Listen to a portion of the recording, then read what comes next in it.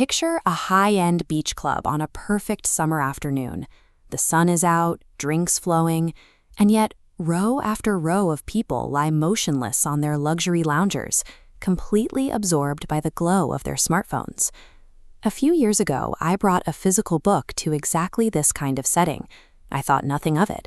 Every time I looked up, people were staring at me like I was an albino chimpanzee. Out of hundreds of vacationers, I was the absolute only one reading. These were financially comfortable, socially confident people, yet they looked at a book as if it were a bizarre, almost pathetic artifact, lacking the drive to engage with anything deeper than a game of backgammon. If you hooked electrodes to a dog resting on one of those cabana cushions, you might record the exact same level of conscious, engaged brain activity. It is pure passive consumption. It begs a rather depressing question.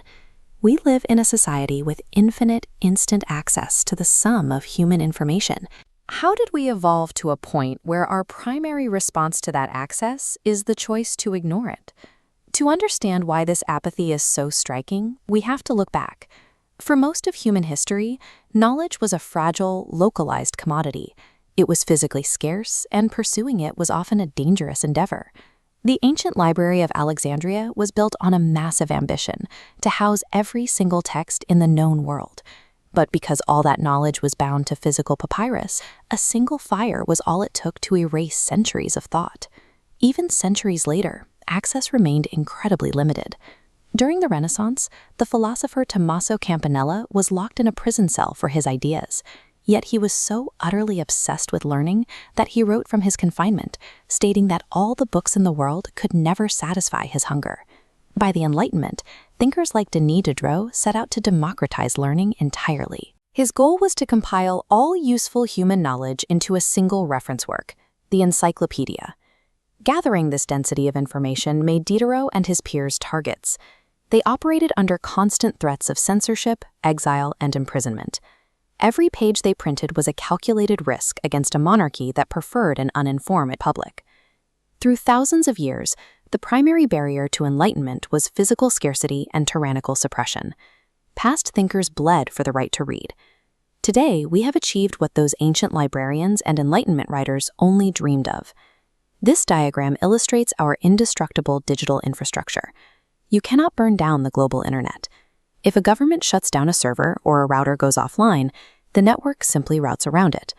Authoritarian regimes still try to censor the web, of course, but the collective human knowledge base is too decentralized.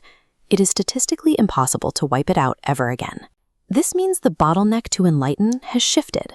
For the first time in history, the primary barrier isn't the availability of the information, but the inclination to seek it out.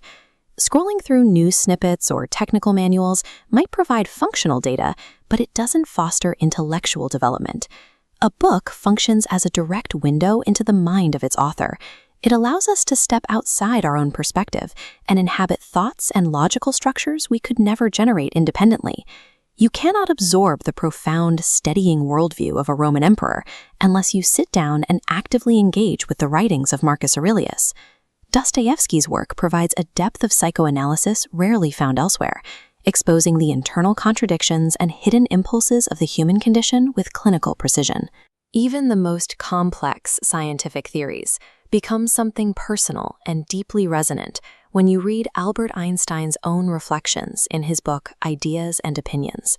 And the sheer joy and eccentric brilliance of a mind like Richard Feynman's would be lost to us if we didn't read his personal stories.